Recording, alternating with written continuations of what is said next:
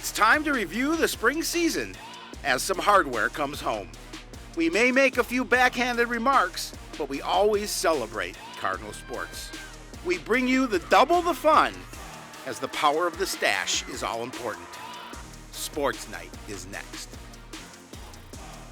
Hello everyone and welcome to Sportsnight. I'm Joe Young. And I'm Howie Shapiro, and I always have to make sure I'm well groomed. Well, it is a legendary mustache, and I'm happy to share a screen with it as often as I have. But we have come to the end of another year, not just season, but another year of Cardinal sports on Sportsnight. You know, we always talk when we start a sports season how quickly they go, and now we're talking about how quickly the year goes, and it's amazing. What 26 years we've been doing this. It's crazy, but it's always fun. Well, the spring sports season for Coon Rapids High School culminated with a great group of athletes representing the Cardinals at the track and field state championships last week.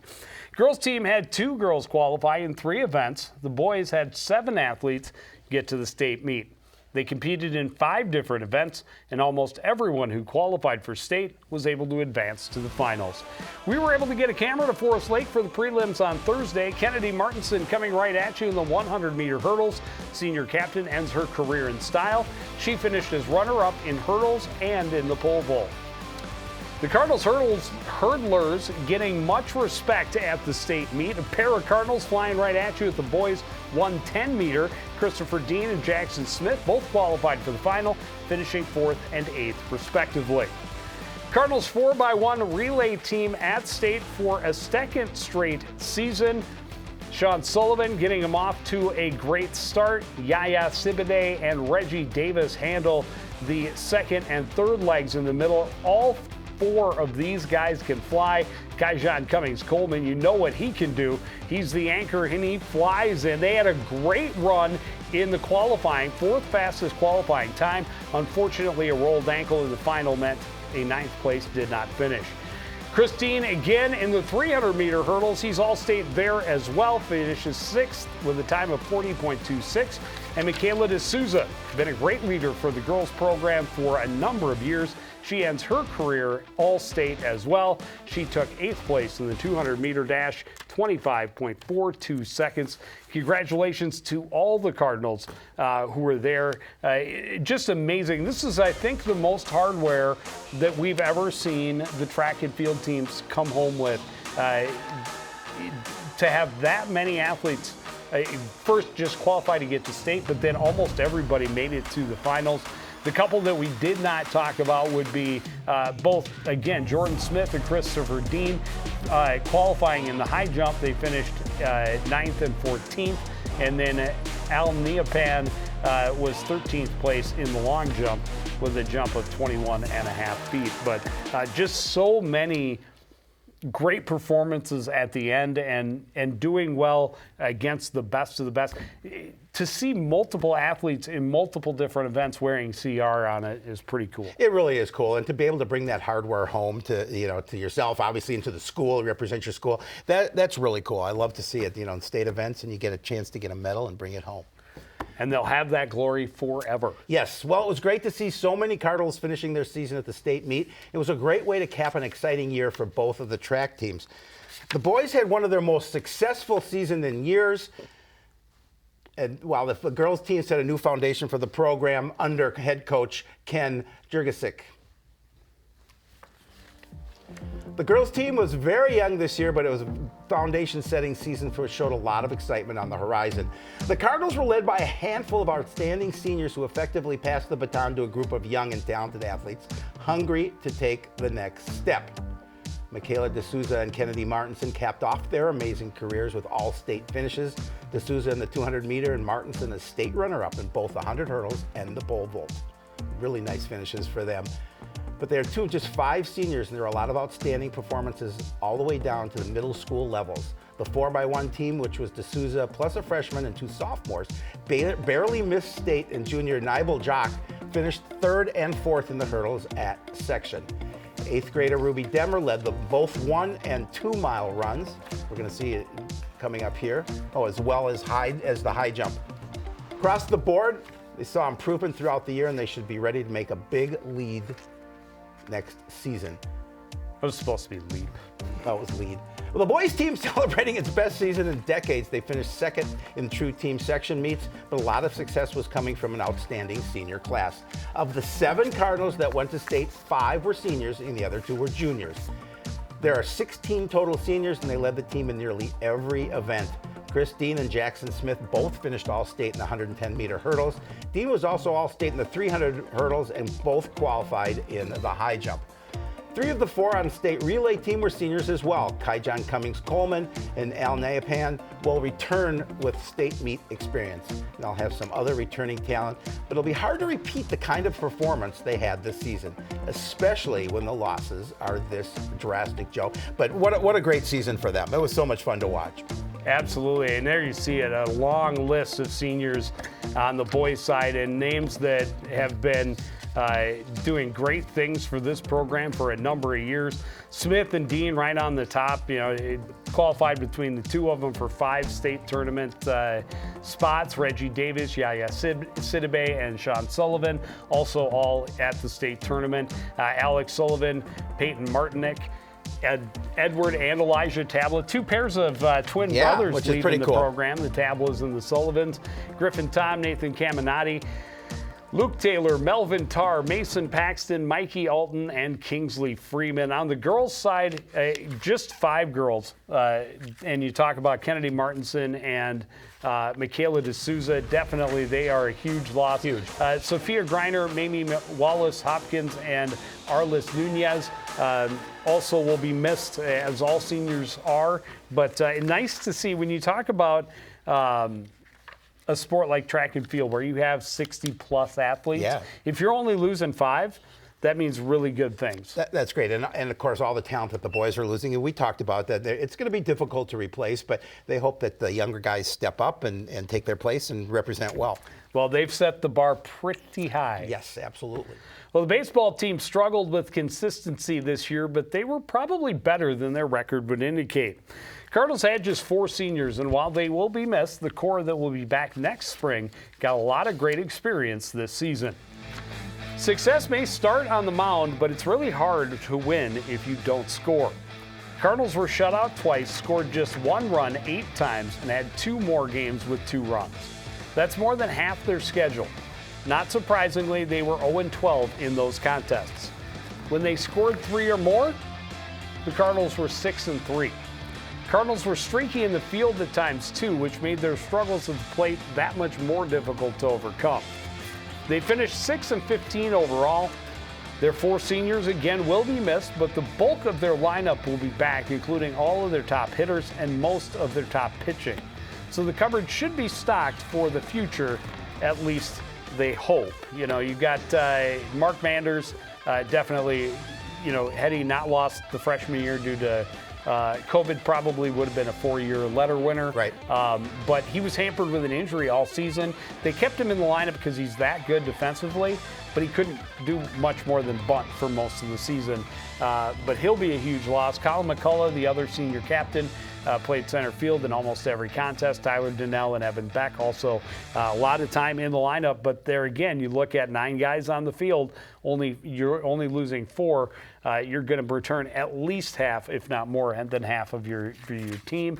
And really, you look at the 3 top hitters, the most consistent guys I think in that lineup all year were Jared Fearing, who missed last season with an injury. After missing a whole season, I think he was their leader in just about every aspect. Jaden Kopp had a really nice season at the bat, and so did Zach Novak. Yes, they did. Absolutely. And Tyler, the freshman, Danny Scheller had a really nice showing. Jacob Maddock, I thought in the times that we saw him pitch, looked really good.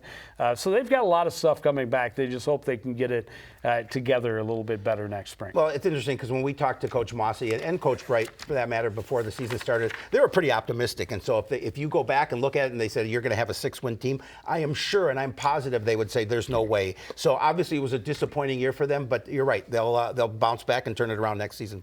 That is always the hope. Well, the softball season really didn't go the way anyone had hoped, but it's a starting point in a new era of Cardinals softball. Head coach Alicia Nelson, rookie season was marred by injuries, and these Cardinals also struggled to find consistent offense all year long. Cardinals were hit by injuries from the get-go this year, and it was especially hard since it included a couple of their top pitchers. They knew it meant they would have to take some lumps and feel some growing pains. The Cardinals also allowed double digits in each of their first 3 games, and they gave up 10 or more runs in 12 of their 23 games this season. Meanwhile, they were averaging a little better than 3 runs per contest. It led to an 0-20 regular season record, and after a loss in the start of the section tournament, the Cardinals got a long-awaited win, beating Duluth East by a score of 17-8. Their season ended the next game against Tanoka, but at least they got a win before that happened, and they're going to take all those things, Joe, and what the learning experiences, and they will bring them into next year, what was a very tough first season for Coach Nelson. There are your seniors again, just 4: Izzy Semensky, Tyra Pavaseth, Alex Schmidt, and Bella Alioto. And they have a lot of their core players that are coming back. I know they're going to be very hungry to be better, answer what happened this year. It wasn't, things just sort of snowballed from the very start. Yep. You talk about in softball, much more than baseball, you only need 2 pitchers. Correct. Yeah, 2, maybe 3 good pitchers, and that can carry your whole season. When your top 2 pitchers are down and you're to number 3, yeah, that's going to affect you a lot greater than it would, say, in a baseball team that carries more pitchers. And just some younger pitchers that learned some things and got better as they went. Yeah, especially with a younger team. And you saw just a handful of seniors that are leaving the program. And so those are the things that test the coach and her staff. And those are some things, I mean, listen, they've got a lot to work on, but they can take what didn't go right and hope to improve that for next year. Moving right along, the Cardinals tennis team was really the feel-good story of the spring. It's a year they'd been building towards, and they certainly delivered. Cardinals were able to field one of their most skilled and experienced lineups in years, and their ability to win the close ones made this season extra special. Cardinals set the tone for the season by winning the opener 4-3 over Buffalo. It's almost cliche to talk about the importance of winning those one-point matches. But this year, the Cardinals showed the difference it can make. They were 5-0 in meets that were decided by a 4-3 score, including a couple of crucial wins over conference and section opponents. Cardinals finished the season with an impressive 17-3 record. So those 5 matches is difference between 17-3 and 12-8. 17-3 sounds much, much better. Yes. Sam Murillo finished his impressive career with a 13-5 record in the top singles spot. He scored 3 more wins on his way to a 4th place finish in the section tournament. Fellow senior co-captain Cal Jensvold led the Cardinals in the doubles ring for most of the season at the top doubles spot along with Joe Savelli. That's really the Cardinals' only 2 seniors, which means 80% of their lineup is coming back next season, and several, like Ryder and Cooper Held, have already at least 2 years of varsity experience. So watch for them to be dangerous. I know Blake DeGroat, junior captain, was on the number 2 double spot. I expect he will move into the top double spot. And look for the 2 Held boys to move up from 2nd and 3rd to 1st and 2nd. And we did see them do that a couple of times this year to get Ryder some experience at that top single spot. Yep. It showed in those few matches. Again, those are against some of the lower level teams, but it showed he's ready to shoulder that. So he'll be. It's been a spot. Sam Murillo has been so great for this program for 5 years, minus the COVID year. But he's been in that top single spot for 5 years essentially. Yeah, they're losing a couple of key contributors to this tennis squad coming off that great season.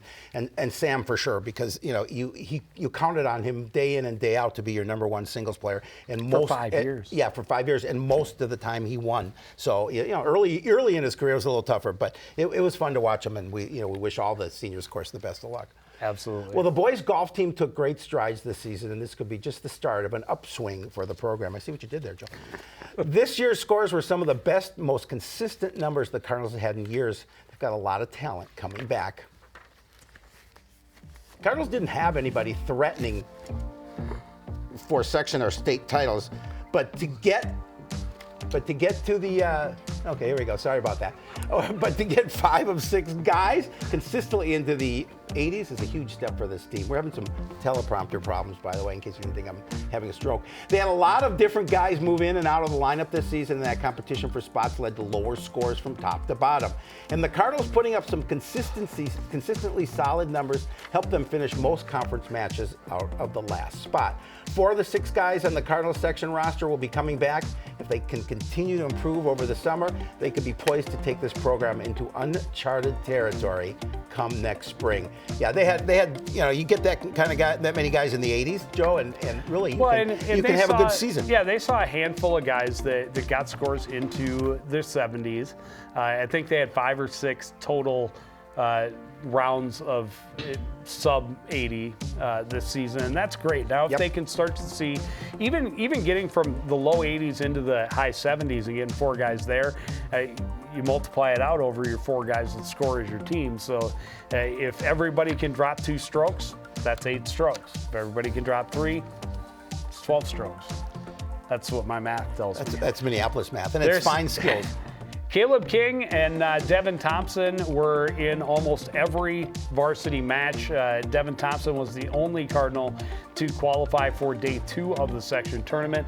Ben Roberstan and Johnny Dogleg Petru were in early matches in the varsity level, but then some of the younger guys kind of took over and took their spots away, and that's what was driving those scores to go down, is so much competition within the team. Kellen Karnowski, Aaron Casey, and Nate Borns, the other seniors for the Cardinal boys golf team. And yeah, it's it's an individual sport, but it's a team sport, and so you want guys to push each other, and I think this year's boys team really proved what competition within the team can do for a team score. We talked about it last week, and there's so many good golfers in the high school state right now, and it's difficult. And so when you're scoring in the 80s, that's really good. But then you see a lot of guys scoring in those low to mid 70s. Most of the teams that they play against have 1 or 2 guys that are like a 2 handicap. It's amazing. So it's so competitive and so difficult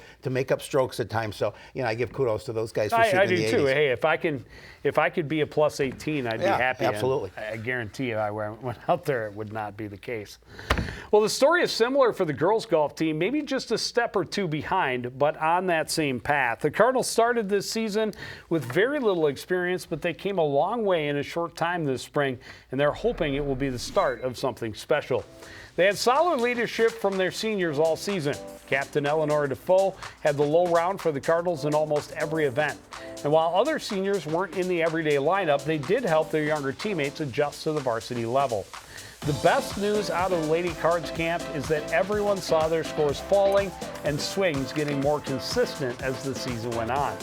And at the end, Defoe was the only senior in the lineup, so these Cardinals will return next season with a lot of players that now have the experience to carry the program forward. And those other girls, there you see it, Eleanor Defoe, Sydney Meyer, and Jade Dawson, the seniors, those other 5 spots at the end of the season for the Cardinals included, I think, just 1 junior. There was 1 freshman and a couple of seniors, or a couple of sophomores. So not just are they moving to younger, but girls, the other girls who were contributing at the end will be on this team for several years into the future. Yeah, and if you can continue to improve your score as the year goes on, that's great, because golf is a game where now we've got summer coming and they can continue to work on their skills. This is when you make the improvement. Yeah, absolutely. So, you're shooting in the 80s or wherever you're shooting, you have an opportunity to better your score during the summer, and then when you come back for the following season, you hope to be a better golfer. We all hope. Yeah, absolutely. The boys lacrosse team didn't have as much success as they would have liked, but they had several close games that could have made their record much different. It's really not bad, considering this was supposed to be a bit of a rebuilding year for the Catbirds, and all indications are the foundation has been laid. Catbirds knew the challenge in front of them when they started the season. They had a handful of veterans, a ton of new players who brought decent skills, but needed to learn the game and the pace, and the pace of the game as well. Catbirds knew the challenge in front of them when they started that season. As you said, they had a handful of veterans. Stop laughing at me, Joe. Considering where they started, finishing the season with a 2-12 record really isn't all that bad. And when you factor in the fact they had a handful of losses just by a couple of goals, it's easy to see they could have easily had a much better record. They will once again lose some key pieces to graduation, but they will be returning a lot more talent and experience next spring as they had several leaders emerge from the lower grade levels. Now there you see it. Henry Leff, Tyler Johnson, Ethan Ossie, Jack Harkis, Joey Fort, Blake Bybuth, and Ryan Hexum, the seniors. But I think 2 of those guys are in their top 5 scoring. Nolan Hazelwood led the team, I believe, with 25 goals and 40 points, both team highs. He'll be back. A couple of the other guys at the top of that scoring list will be back. Their goaltender will be back, and Scramsted's a big part of that team. Scramsted really kept them, kept the score down in a lot of games. He made some tremendous saves throughout the season. The same way we talk about the tennis team winning all those 4-3 matches, you look at the boys team, and I think there's 4 games that were decided by less than 3 goals. Those go the other way. All of a sudden, you're at 6 and 8. Well, yeah, absolutely, absolutely. I tell you, it's just math. And they said I would never use it. Well, it was a rough season for the girls lacrosse team. There's really no other way around it. Cardinals had a young squad with only a few players that had started the season with varsity experience. They weren't able to score a win this year, but they did gain some invaluable experience. Cardinals just never found the kind of rhythm on offense that they needed in order to be competitive in a very tough Northwest Suburban Conference. They only had a couple of games all season where they were able to score more than 2, and that's just not enough offense to give them a chance against that schedule. Late in the season, the Cardinals went up against Osseo Park Center. It was 2 teams that were winless to that point, and unfortunately, the Cardinals came up just short, losing to the Orioles 7-5. Cardinals will lose a handful of seniors that will be sorely missed, but they're also losing their leader as co-head coach Jeff Snickle has decided to retire after 14 years of coaching Cardinal sports. Good news is they had a lot of younger girls that got a lot of playing time this year, gained a lot of experience that will help them be more competitive next spring. Well, that's the first I've heard that Jeff is retiring, so we certainly congratulate him and wish him well. There's a look at your seniors: Lily Newton, Brooke Griffith, Anna Van Holzen, Jordan Beck, Michaela Parrish, Sydney Holloway, and Leonie Kappel was their exchange student, and she will be returning, I believe, to Germany. Okay. But yes. It was a rough season, to say the least. And Jeff, I definitely want to wish him all the best in his retirement. But he's an outstanding individual, and I'm sure I would tell him to take it easy in his retirement, but I guarantee that's not his plan. But a wonderful part of the Cardinal community that is deciding to move on. Time will tell if Michaela decides to take over the team on her own, or if they find new leadership. We will find that out as we move through the summer months. But that wraps up another season. And again, you saw the list. Obviously, there were some key players that they will lose. But they have they'll have a lot of girls with experience, a lot more experience coming back next year than they did this season. Yeah, and I always want to, thank coaches who retire, who've helped us so much, because, we're grateful 100%. To them. I want to thank all the coaches, regardless of whether absolutely. They're retiring. Well, please continue to help us. I get to bug the other coaches that are still coaching, but it's the ones that retire I don't get to bug any longer. But we certainly appreciate all his efforts and help with this, what we do here. Yeah, we appreciate all of the coaches, all of the administrative staff, and certainly all of the athletes and their families for being such a wonderful part of the Coon Rapids High School athletic community, and we're glad that we are allowed to be just a small part of that community as well. But that is going to do it for this edition, this season, and this year of Sports Night. We want to thank everybody out there for joining us and continuing to support everything we do here at CTN. To the entire crew, including our producer, Neil Highlights Hennon, and my partner, Howie Shapiro, I'm Joe Young, saying good night.